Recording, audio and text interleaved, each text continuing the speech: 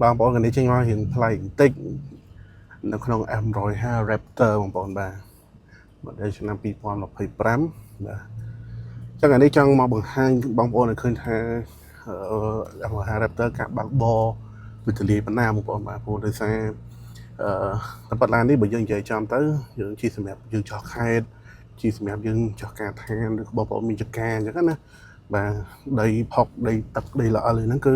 បាទត្រូវតែម្ដងបងប្អូនបាទតែគាត់ថាថ្ងៃនេះខ្ញុំមានពេលតិចគាត់ចង់បង្ហាញជូនបងប្អូនថាM150 Raptor នេះមិនបាច់ថាបងប្អូនជិះនៅក្រៅក្រុងបងប្អូនបាទនៅក្នុងក្រុងវាធំទលាយវាស្រួលជិះវាខ្ពស់ស្រឡះបងប្អូនបាទយើងមើលទៅវាស្រឡះហ្មងបងប្អូនបាទយើងជិះប្រភេទ pick up ប្រភេទ rival truck អីវាស្រឡះខ្ពស់អីបងប្អូនបាទតែនេះវាមកកម្រិតទៀតបងប្អូនបាទហើយឥឡូវនេះខ្ញុំនៅក្នុងឡានតេស្តតរ៉ៃផ្ទាល់អញ្ចឹងបងប្អូនហើយក៏ចង់ប្រាប់បងប្អូនថាM150 Raptor នេះបងប្អូនជិះទៅមានអារម្មណ៍ថារំភើបបងប្អូនបាទព្រោះឡាននេះបងប្អូនអាចបើកសលេងស៊ីម៉ាំងឲ្យវាលឺសម្រាប់ជិះក្នុងក្រៅក្រុងក៏បានបាទឬក៏បងប្អូនបិទសំឡេងស៊ីម៉ាំងឲ្យស្ងាត់ឈឹងសម្រាប់ជិះក្នុងក្រុងក៏បានដែរបងប្អូនបាទហើយខ្ញុំមកតេស្តបន្តិចឲ្យដឹងថា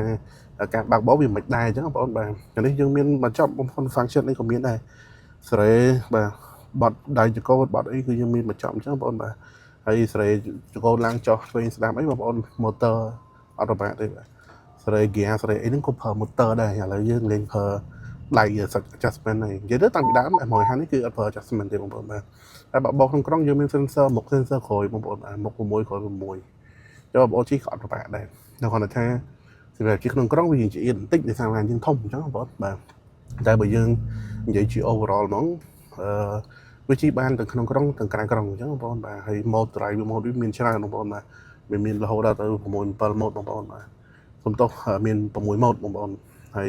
វាមាន drive mode មួយហ្នឹង specialty គេហ្នឹងគេហៅ Baja mode អញ្ចឹងបងប្អូនតែហ្នឹងគឺយើងប្រើសម្រាប់ផ្លូវ off road performance តែម្ដងបងប្អូនបាទអញ្ចឹងអានេះវាមានលក្ខណៈ unique វាមួយអញ្ចឹងបងប្អូន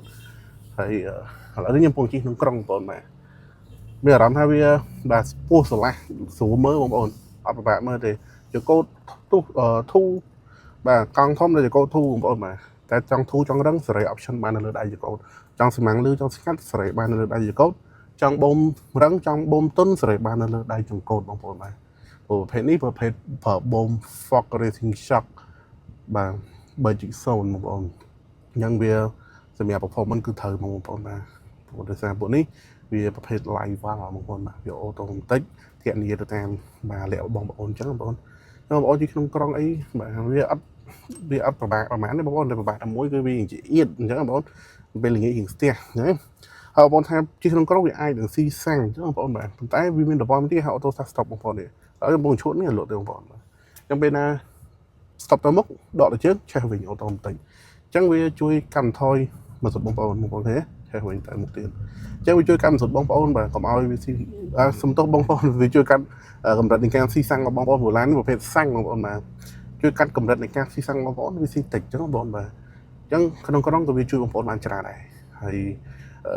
ចាំមើលខ្ញុំនឹងព្យាយាមចេញវីដេអូមួយទៀតឲ្យដល់បងប្អូនដឹងថានៅក្រៅក្រុងការបើកបរ performance វាអីវាល្អប៉ុណ្ណាអញ្ចឹងបងប្អូនព្រោះនេះគឺត្រូវហ្មងគឺសម្រាប់បាទ off road ហ្នឹងឯងបាទមិនមែន on road ទេសម្រាប់នៅលើក្នុងក្រុងទេប៉ុន្តែការបើកបរក្នុងក្រុងក៏វាអត់ជាបញ្ហាដែរយើងជិះធម្មតាបានអញ្ចឹងបងប្អូនបាទកុំឲ្យថាវាជាអៀតបបាក់អីអាហ្នឹងការកាត់លើបងប្អូនប៉ុន្តែការប្រើប្រាស់វាស្រឡះបាទគុណសម្បត្តិទី1វាស្រឡះបាទទី2វាស្រួលមើលបាទទី3បងប្អូនជិះក្នុងក្រុង